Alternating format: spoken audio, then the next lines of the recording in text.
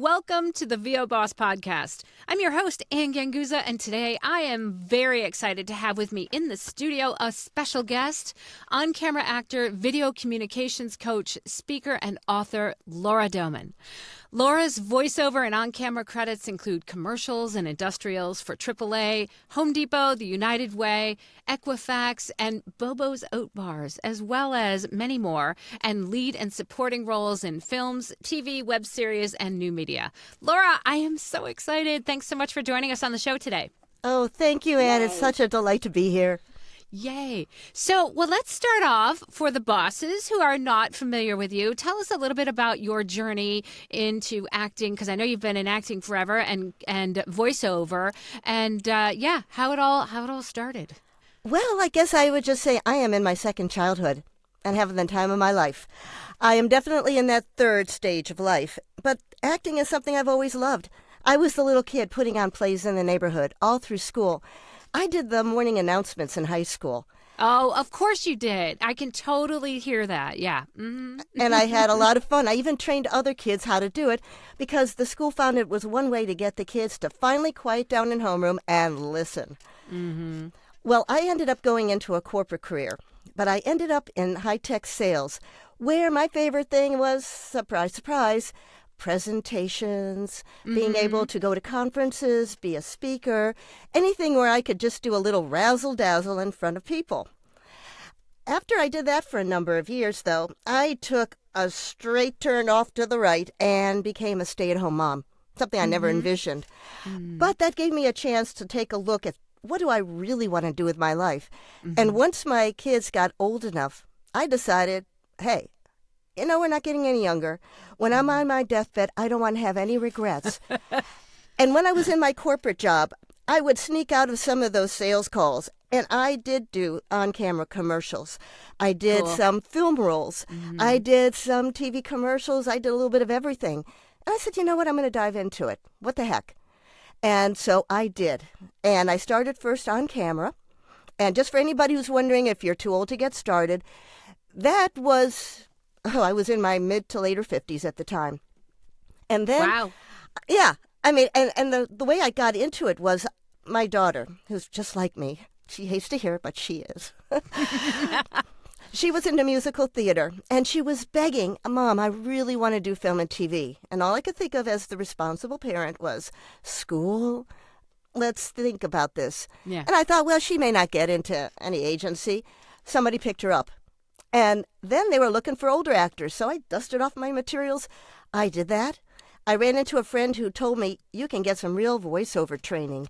I found the Atlanta Voiceover Studio, which is incredible. And then I had both of those going.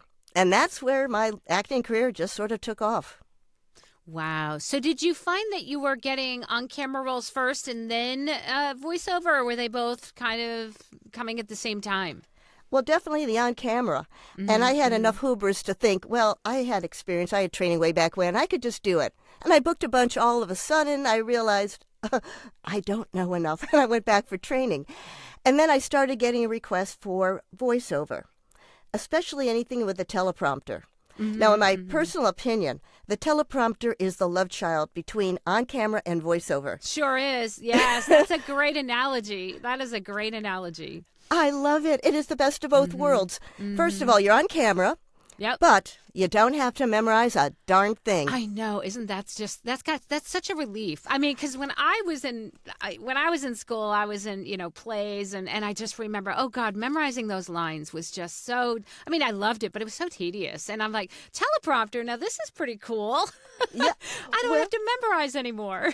Especially the older you get. It's hard. Yeah. Now, one thing I did find by memorizing a lot of lines, not so much monologues, but big scenes, was that the brain cells started waking up. And it's a muscle. The more I did it, the better I got at it. So if you want to stay young, memorize. Yes. Yeah, I Yes. like that. I like that. You know, you mentioned this, and actually, I've just one of the reasons why I really did want to have like a conversation with you today was you talked about. I mean, you've evolved over the years, and your second childhood, and you know, talking about voiceover and on camera. I'd like to talk to you about your thoughts on ageism Oh, because yes. being a woman of a certain age, I have experienced a certain amount of ageism in my careers over the years, and I think we should have a discussion. Let's talk about that. How have you seen? How has ageism affected you on the on camera world and or in voiceover? Well, it's kind of interesting because we all have a mental age of what we look like. And it's usually, in my case, 15, 20 years younger than I really am. But you have to go with how you look. Now, with voice, it's how does your voice print sound? And Right, you could be right. many decades younger. But on camera, usually you play within about 10 years of your real age. So it could be a bit of a wake-up call, first of all, to come to terms with it. You can Yeah. take great care of yourself. But they also cast people a little bit younger. So I have been doing things for AARP and Medicare and retirement communities. Now that I'm getting into that age, it's not that unusual. But they never know what they really want. Oftentimes, they want people who really look old. And in the on-camera world, they're not necessarily looking for pretty model types. For a long time, they're looking for what they call real people. Yeah. Anybody off the Thank street. goodness it turned Yeah. to that, didn't it? I mean, I think, would you say like reality TV kind of at least started the evolution of maybe having real people on television? I mean, even though real TV, I mean, that could be a whole nother podcast if it's really real TV. But do you know, in terms of not everybody on television has to be, you know, attractive and young. Oh, yeah. You know what? I noticed this when I compare it before reality TV to now. Back in the late 80s, early 90s, when I was sneaking out doing all this stuff, I was told that I was too, get this, exotic for the Atlanta market where I live. I should go to Miami or New York. Why? Oh, because I look Middle Eastern, I look Hispanic, I look New Yorkish, and I have dark hair. And whenever they would ask me to play a businesswoman, they just said, "You're not quite right. I am a businesswoman." Oh, no, no, no. Those are pert little cute blondes with little page boy haircuts. Oh, God. It's completely reversed. Yeah. Yeah. The people that they're looking for are of multiple ethnicities, mixed ethnicity, and they don't want model types. And I think reality TV did play a big role because people want to identify and they want real stories. Right. So I do That makes believe that's sense. part of it. As far as the ageism is concerned, I definitely was seeing that in the corporate world. And my friends who are still in it are having a horrible time. But I haven't found it so much on camera. Now, partly it's because they do need older roles. And thank goodness they are finally running some really good, juicy ones. You know, I just did a web series where I was playing an evil, murderous stepmother. Oh. I love it. Usually I play sweet mothers and grandmas. Yeah. They had a stunt coordinator who was showing them how to slap, punch, hit, take a knife, stab. I normally don't get those kind of roles. And they're realizing older people have some interesting things going on. But sometimes they're going to be worried. And I had a series on camera, I stick it on YouTube now, called Actors Over 50. There are some casting directors wondering, can you memorize? Can you handle all this? Oh, yeah. Are you going to be able to physically handle any of the movements we require? Do you have the stamina? And Wow. And those are Yeah. things that I wouldn't have even thought. I mean, my next question was going to be what strategies do you have for combating, ageism and those thoughts about, do you have the stamina? well, Wow. you know what? You just proudly announce who you are. And I have found that when you're older, you care a lot less what people think. And you can have a lot more fun. And I've been using humor in everything. So I make light of it. So I could be like the snarky grandma. I can be the person who has something funny to say. Sometimes when you have a very young group of people you're working with, you are going to be sidelined because you're not their generation and you're older and you're ignored. But there are many others who want to hear what you have to say. And they love it when you say something they didn't expect out of you. Yeah, I love that. And so in voiceover, what sort of have you have any instances where you might have been looked over because of, I don't know, your age, or was it something that, wasn't really relevant because we're behind the mic and we're theoretically not seen? I haven't found that so much, mostly because they're dealing with a voice. Yeah. I did do a directed session for a group in Milan, Italy, and they were looking for a younger voice. This was a few years back. And I think they did a double take when they saw that I'm not in my 20s. They were fine with it. Again, they only wanted the finished product. I don't find it so much, except that when I'm dealing with a very young group of people, sometimes they just aren't comfortable with you. They don't know how to relate to you. I try to warm it up by being friendly and professional. But I also realize, okay, that's where they are in their lifetimes. They're just not comfortable with people over a certain age. I remind them too much of their mothers, grandmothers, that nasty old aunt. I don't know. Could be anything. I didn't have a nasty aunt, but I got it. So then, would you say that opportunities are like for let's say bosses just starting out that might be older? Like, are there ample opportunities both on camera and in voiceover for their age? There are tons. Now, the one nice thing about, let me talk about on camera first. Think of it as a bit of a funnel. You got a lot of young people at the top of the funnel. They're teens and their 20s. But as you work through it, as people get older, a lot of people, especially the women, drop off. A lot of those who start young often will drop off when they have families or when they get to 35, 40. They don't want to be seen on camera, or they just find there are fewer roles. But for those of us who've started later on and who don't feel like we need to be the lead and we're not going to ever be the ingenue, well, let's scoop up and take advantage of the vacuum. And if we have a unique type and we can bring our real selves, which is something you learn and train in voiceover, they love it because they're not necessarily casting for a very specific type. Sometimes they are. Most often, like with voiceover, they want to know, what do you have to bring to the table? We want to see the authentic you. Don't, just like in voiceover, just like you've always told me and countless others, don't worry about what you think they want. Bring yourself, because then they could be delightfully surprised. And there are some really great roles. There are going to be smaller ones. For the most part, we are going to be supporting characters, but we can be memorable. And you'd be surprised by how many times you can be called back in because of that particular memorable role. So think quality. I love it. Not necessarily quantity. So then over the years, I mean, in reality, I mean, you've done just a wonderful job of evolving and growing and actually reinventing yourself. Yes. Right. So, and I think that's definitely a wonderful trait of a boss. So talk about what were some of those challenges when you were starting to reinvent yourself that you faced, because it's not easy to do. It's not easy to do, especially if you're older and you're used to have being somewhat successful in a previous career. Yeah. All of a sudden, you're starting at ground zero. You know, that's where you want to adopt a Zen mind, the beginner's mind. Because when I was starting out in voiceover, I was already in my late 50s. And I looked at people like Anne Ganguza, and I went, oh my gosh, how can I possibly compete with Anne? And then I would do the same thing in the on-camera world. I'm way behind. I only have so many years. What do I do? That is where you just clear off all that junk. It's your journey. You are a unique person. And yes, it probably will take a long time to build up momentum. And when you're older, you can lean into things, though, that other people have a hard time doing. Your life experience, for one. If you come from another industry, like the corporate world, I can bring the voice of experience and authority and knowledge. You want tech terminology? I'm going to give you tech terminology, which other people may not be able to do or be comfortable with. So you just have to be willing to pay your dues. Start off, be humble, listen to people that are younger than you, that could be your kids, and follow your own journey. Personally, I don't want to leave any regrets on the table.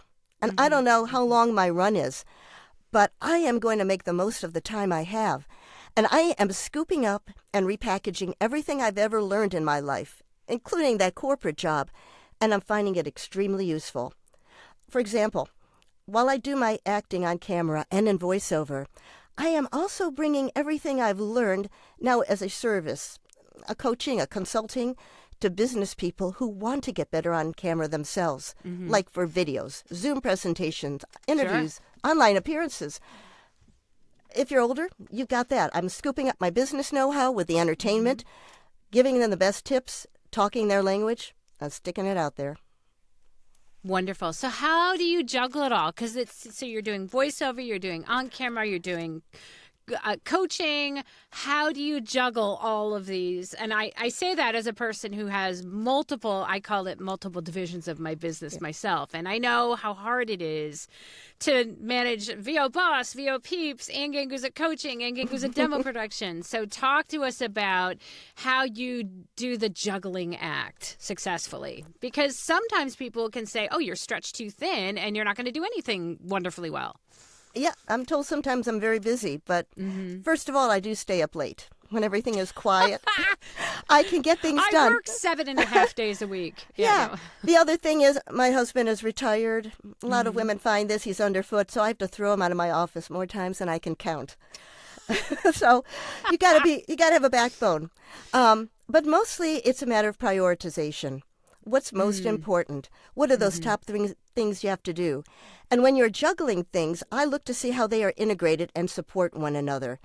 When I go after opportunities, my favorites are the ones that require both on-camera experience and voiceover. And occasionally I found one that includes all three because there's a teleprompter thrown in. And sometimes they're looking for somebody who could do it all. So I try to find those opportunities. Sometimes it's voiceover for film or TV. I was just at Tyler Perry Studios. Talk about cool. For voiceover. I saw that. I saw your post on Facebook. Very cool. Yeah. Very cool. Incredible guy to work for. I mean, an amazing studio. There have been e-learning where they also want to make it into a virtual reality. And their employees are supposed to learn about DEI, but they don't want to preach. Sure. So I did a job a few years ago, which was on camera, voiceover, teleprompter, and print. And they wanted to take it into the future, into a fantasy world, where genetic splicing was a thing, and the kids were all into it. And I'm the mother of a high school senior looking at colleges going, these kids are putting animal DNA. There's a cat boy and a girl dog. You're not bringing one of those home. I don't think you should be with those people. They're not really people. And the whole training was to see what's the right course. And either you answered correctly and the mother was open-minded, or boom, you go back and try again. Wow. Well, let's talk about how you market yourself for all of these things, because you're finding these opportunities, but how are you finding them and how are you marketing yourself? Because I've seen now you're doing a lot of video, video online, which is great. And it's not about hire me. It's basically just showing a really cool aspect of your personality. So talk a little bit about your marketing strategies. I try to share, teach, and also entertain. And by doing so, I can highlight everything that I'm doing. I'll start off with the entertainment. You know those little sayings you see on cocktail napkins and towels when you go into a gift shop? I started writing all those down a few years ago, and I call them my momisms. And I go in and I act them out. 5 to 10-second videos that are cute, funny, boom. And they're very popular on LinkedIn. It shows what I could do on camera. It shows what I could do with voiceover, and it shows a sense of humor. I also share my tips on on-camera confidence, and I make everything now in short video form, under 60 seconds. And again, I try to pack a lot of value into it, so people will watch it from start to finish. And I share that widely. I've done the same thing for older actors, to show people, not just older actors as a service, to, share what I learned, but for anybody else who'd be looking. And then I've got a few other series in mind. But it's a matter of sharing what you know. Don't be afraid of that. And let them entertain themselves while they're watching it. And that way you're memorable. Yeah, you know what I love? I love that you said LinkedIn, and I caught you on that because, right? I like how you're directing, right? You're directing those videos on a platform towards the audience that you are selling to. And LinkedIn, yeah, absolutely. Because I was going to say, what about TikTok? What about, well, TikTok is a whole nother story these days. But what about Instagram? What about, videos on Facebook? So are you choosing platforms based upon where you feel that your market is strategically? Right now, I'm putting them out just about everywhere because I can. The biggest focus is on LinkedIn, where ironically my momisms are the most popular and I get the most response from that. Instagram is great for on-camera work. And I have been advised to divide it into 2 channels. One, which is just showing me as funny, humorous, the actor part of my life. And then another one, which is showing the on-camera confidence, and that's going to be all the professional content. I am heavily into YouTube. I was going to say I didn't want to neglect the YouTube platform because I also do a lot of shorts on YouTube and Instagram as well, and LinkedIn as well. Yeah. I mean, I have a YouTube channel for me and one separate for momisms, for the humorous. I also put them on, I have a Facebook, which is more personal, but I've started a Facebook page because you never know where you're going to find people. I've been throwing my momisms on TikTok to see if there's an audience for that. So I'm everywhere, and I keep a strong calendar to keep track of everything. Sure. I was going to say, like, do you have specific days where you're recording these things? Are you, and let's talk about like your posting strategy. Is it every day? Is it once a week? And how are you tracking your progress on on different channels? I should have brought it down because I could show you a book. It's actually one of those little free realtor books you get when somebody's trying to market their service. Yeah. And it's a big calendar. Because I like to be able to see at a glance how much I am doing on any particular channel. I will be putting the name in little notes here with the color of that particular social media. Blue is LinkedIn. This does not surprise me. Just knowing you, Laura. No. I love it. It's probably beautiful, and I would love to see that someday. You're gonna have to send us a photo, and I'll put it on the show notes for people. And I'm sure it's wonderful. Because I'm like, oh gosh, I mean, I wish I could be color coordinated, or I mean, I'm as organized as I can be, but I'm not quite color coordinated organized. But yeah. You'll also see things that are crossed out because, oh my goodness, I just got so busy I didn't get to it. But I try to lay it out. So when I'm creating my videos, I will go ahead and schedule it that way. Anything that I could load ahead of time natively on a social media platform, I will. I do not use a scheduler. I was just going to ask you because schedules, Facebook has changed the rules, just FYI, and Instagram now, because I think they're trying to, if you're verified and you pay the subscription price, you're not getting the traction that you were before. And that is one of those things that everybody's freaking out about. Yeah. And one advantage of doing it on your own, and I got this from Hunter Peterson, and I'm happy to put a plug in for him because he helped me with the YouTube strategy, is that you want to use your mobile phone to be able to put your videos natively, because if you just do it on your desktop or other, you don't have any control over the thumbnail. And that thumbnail is so important, whatever it is. So I do it on my own natively, and I just schedule them out. I try to batch the videos I'm creating. I might do 4 or 5 momisms at a time. 3 on-camera confidence. Well, yeah, because you have to prepare. I mean, I know for me, I have video day, which, is typically Thursdays and Saturdays.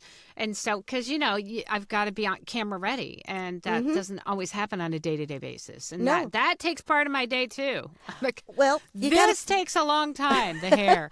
Well, that's a whole nother conversation. Right? No, and it's a good conversation. I mean, it's definitely, wow, it's definitely something that we need to talk about. Well, I'll tell you that there are oftentimes I have to just throw the whole calendar out the window because in the on-camera world, when something comes calling, that has to take priority. Very short turnarounds because you got to memorize and you got to get the hair all done up. Oh yeah, absolutely, absolutely.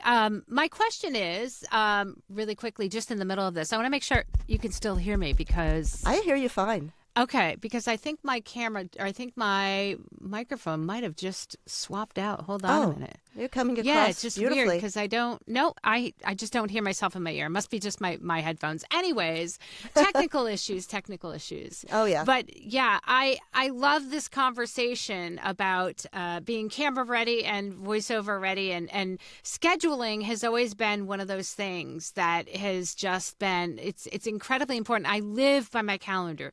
So you have the posting calendar, but I live by my Google Calendar. So is yours is it straight up on a physical calendar? Oh, no, or no. This is you actually do digital as well? Oh, okay. No, we can learn from our children. My daughter is so proud of me because I always did something on a little pocket calendar. Remember those Hallmark calendars? Yes, I do. I used to write in them myself. Yeah. I used those ever since my grandmother bought them for me when I was little. Yes. Well, my daughter just said, Mom, Google Calendar, you could color code it. Oh, yes. So that's what I do, Yep. and I love that. But when it comes to scheduling, my realtor's calendar gets a lot of use, and I could put everything there because I'm still very visual. Mm-hmm. Mm-hmm. And it was very helpful because I was gone for, let's say, a month traveling, and I was trying to plan everything out. And I even brought that thing with me so that when I had something specific to add in, I add a lot of flexibility in. Right. Like I'm very big into in-person networking. And when I am there and I have photos, I want to be able to put them in. And I Sure. relate it to business. Sure. Absolutely. Yeah. Oh, man, I'll tell you. Laura, what advice would you give for bosses, maybe starting out a little bit later in their careers and wanting to do on camera or voiceover? What's your best tips and advice for them? Have fun. The only reason you should be doing something, really, especially later in life, we also have freedom. Many of us might have the financial freedom from having bankrolled from previous careers, or there is somebody else in the family who's still working, or you've got a retirement. Do it because you love it, because that joy, that sincerity, that authenticity is going to come through. I love that. And, that's just something that I didn't even think about, because when you don't have the stress or the worry of like that financial burden where you're like, I've got to, feed the 6 kids and pay the mortgage. And yeah, that really brings a lot to your plate and is, I would say, a huge advantage for those later on in life. I would Absolutely. say that. Yeah, that and the fact that you might as well do something you've always wanted. And you would just be very surprised by how many people don't know things. For example, when I was in the corporate world, people were amazed by anybody who shows any level of creativity. When I was working on the flip side, and I was helping to organize like meals for monologues, they were amazed. My God, you're an actor and you're so organized. Yeah? You're an actor who has a head for business, which is another thing that I love about you, Laura, is that really I think that it's something that as creatives and bosses, I think it's one of the hardest things for some people to grasp hold of, is that this is your business and there's a lot of business things you need to do in order to be successful. And, you've proven it as you've evolved so successfully over the years. And you also have to be able to change with the times. When I started my corporate world back in the early 80s, because I'm that old, I was dialing for dollars. Now everything is done with social media and social marketing. Yeah. Or emailing. And so you have to be willing to learn. Like I'm part of Mark Scott's VOpreneur community. I did the mastermind. I think what Paul Schmidt is doing is incredible. There's so many others. You have to be willing to be open-minded.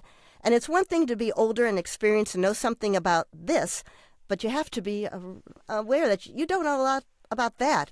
And there's still a lot to learn from younger people. Yeah. I think we just have to be lifelong learners. That's it. Yeah. I mean, that's the educator part in me that always says, I love to learn. I think we should always be learning. And Laura, we've definitely learned so much from this discussion today. Thank you so much. You've just shared a lot of wisdom that even I I kind of go through it myself as a woman of a certain age. But I'll tell you what, you really brought it to light. And thank you so much for spending time with us today. Well, thank you. My pleasure. And I'm delighted to be here. Awesome. All right, I'm going to give a great big shout out to our sponsor, IPDTL. You too can network like bosses like myself and Laura. Find out more at IPDTL.com. You guys have an amazing week, and we'll see you next week. Bye. Bye-bye.